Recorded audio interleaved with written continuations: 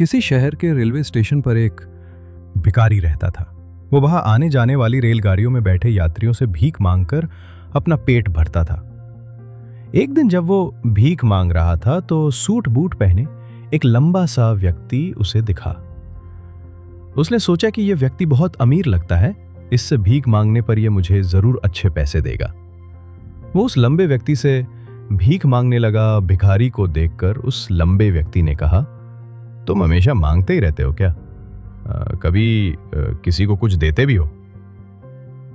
भिखारी बोला, साहब मैं तो भिखारी हूँ, हमेशा लोगों से मांगता ही रहता हूँ। मेरी इतनी औकात कहाँ कि किसी को कुछ दे सकूं। लंबा व्यक्ति बोला, जब किसी को कुछ दे नहीं सकते तो तुम्हें मांगने का भी कोई हक नहीं है। मैं एक व्यापारी हूँ और लेन देन में ही विश्वास करता हूँ। अगर तुम्हारे पास मुझे कुछ देने को हो तभी मैं तुम्हें बदले में कुछ दे सकता हूँ। इतना कहने के बाद वो लंबा आदमी ट्रेन में बैठकर चला गया। इधर भिखारी उसकी कही गई बात के बारे में सोचने लगा।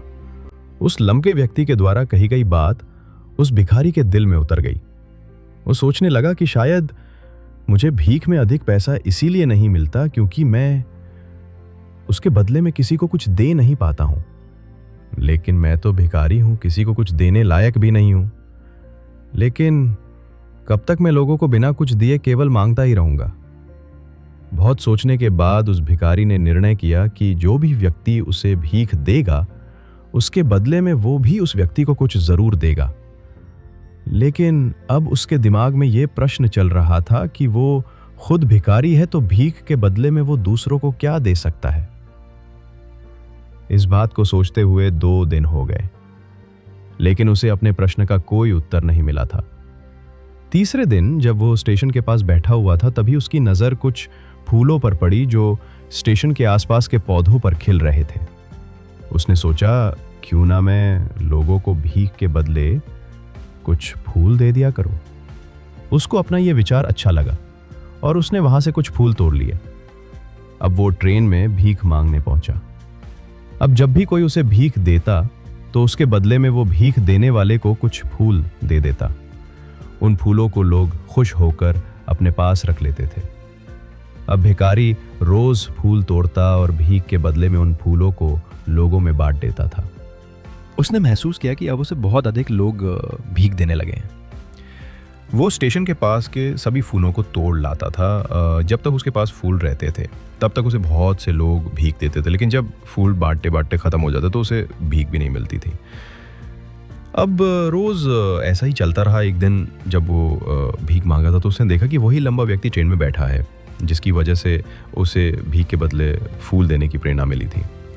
वो तुरंत उस व्यक्ति के पास पहुंच गया और भीख मांगते बोला, आज मेरे पास आपको देने के लिए कुछ फूल हैं, आप मुझे भीख दीजिए तो बदले में मैं आपको कुछ फूल दूंगा।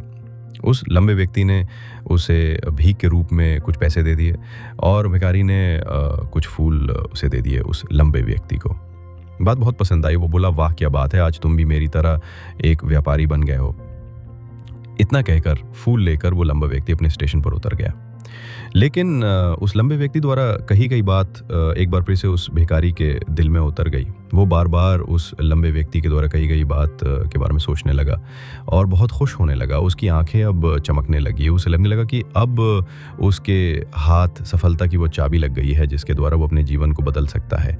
वो तुरंत ट्रेन से नीचे उतरा और उत्साहित होकर बहुत तेज़ आवाज़ में ऊपर आसमान की तरफ देखकर बोला, मैं भिखारी नहीं हूँ, मैं तो एक व्यापारी हूँ, मैं भी अमीर बन सकता हूँ। लोगों ने उसे देखा तो सोचा कि शायद ये भिखारी पागल हो गया है और अगले दिन से वो भिखारी उस स्टेशन पर कभी नहीं दिखा। लेकिन 6 महीने बाद इसी स्टेशन पर 2 व्यक्ति सूट बूट पहने हुए यात्रा कर रहे थे। दोनों ने एक दूसरे को देखा तो उनमें से एक ने दूसरे से हाथ मिलाया और कहा कि आपने मुझे पहचाना? दूसरा व्यक्ति बोला, नहीं, क्योंकि मेरे हिसाब से हम लोग पहली बार मिल रहे हैं। पहले व्यक्ति बोला, नहीं, आप याद कीजिए, हम पहली बार नहीं बल्कि तीसरी बार मिल रहे हैं। दूसरा व्यक्ति बोला, मुझे याद नहीं, वैसे हम पहले 2 बार कब मिल थे? अब पहला व्यक्ति मुस्कुराया और बोला, हम पहले भी 2 बार इसी ट्रेन में मिले थे। मैं वही भिखारी हूँ जिसको आपने पहली मुलाकात में बताया कि मुझे जीवन में क्या करना चाहिए और दूसरी मुलाकात में बताया कि मैं वास्तव में कौन हूँ। दूसरा व्यक्ति मुस्कुराया और अचंभित होते हुए बोला, ओह याद आया, तुम वही भिखारी हो जिसे मैंने एक बार भीख देने से मना कर दिया था, और दूसरी बार मैंने तुमसे कुछ फूल खरीदे थे, लेकिन आज तुम ये सूट बूट में कहाँ जा रहे हो और आजकल क्या कर रहे हो? तब पहला व्यक्ति बोला, हाँ मैं वही भिखारी हूँ, लेकिन आज मैं फूलों का एक बहुत बड़ा व्यापारी हूँ और इसी व्यापार के काम से ही दूसरे शहर जा रहा हूँ।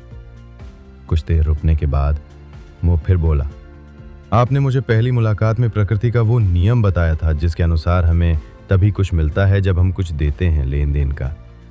ये नियम वास्तव में काम करता है। मैंने ये बहुत अच्छी तरह महसूस किया है, लेकिन मैं खुद को हमेशा भिखारी ही समझता रहा। इससे ऊपर उठकर मैंने कभी सोचा ही नहीं। और जब आपसे मेरी दूसरी मुलाकात हुई तब आपने मुझे बताया कि मैं एक व्यापारी बन चुका हूँ। अब मैं समझ चुका था कि मैं वास्तव में एक भिखारी नहीं बल्कि व्यापारी बन चुका हूँ। मैंने समझ लिया था कि लोग मुझे इतनी भीख क्यों दे रहे हैं, क्योंकि वो मुझे भीख नहीं दे रहे थे बल्कि उन फूलों का मूल्य चुका रहे थे। सभी लोग मेरे फूल खरीद रहे थे क्योंकि इससे सस्ते फूल उन्हें कहाँ मिलते। मैं लोगों की नज़रों में एक छोटा व्यापारी था, लेकिन मैं अपनी नज़रों में एक भिखारी ही था। आपके बताने पर मुझे समझ आ गया कि मैं एक छोटा व्यापारी हूँ। मैंने ट्रेन में फूल बांटने से जो पैसे इकट्ठे किए थे उनसे बहुत से फूल खरीदे और फूलों का व्यापारी बन गया। यहाँ के लोगों को फूल बहुत पसंद है और उनकी इसी पसंद ने मुझे आज फूलों का बहुत बड़ा व्यापारी बना दिया। दोनों व्यापारी अब खुश थे और स्टेशन आने पर साथ उतरे और अपने अपने व्यापार की बात करते हुए आगे बढ़ गए। दोस्तों, इस कहानी से हमें बहुत कुछ सीखने को मिलता है। कहानी में लंबा व्यापारी गिव एंड टेक के नियम को बहुत अच्छी तरह जानता था। दुनिया के सभी बड़े व्यापारी इसी जीवन के नियम का उपयोग करके सफल हुए हैं। इस फार्मूले को उसने भिखारी को भी बताया। भिखारी ने इस प्राकृत नियम को अपना लिया और इसका असर उसके जीवन में साफ दिखाई देने लगा। उसने अपनी सोच बदली और उसकी जिंदगी बदल गई। ये कहानी हमें बताती है कि हम यदि अपनी सोच बदल लें तो कुछ भी हासिल किया जा सकता है। यदि हम खुद को छोटा समझते रहेंगे तो हम हमेशा छोटे ही बने रहेंगे। बड़ा बनने के लिए हमें अपनी सोच को बदलना होगा और खुद के बारे में बड़ा सोचना होगा। कहानी का सार यह है कि सफलता आपकी सोच में छुपी होती है। खुद का आत्मसम्मान जगाए, अपनी सोच को बड़ा बनाइए और देखिए कैसे आप सफलता के शिखर पर पहुंच जाते हैं।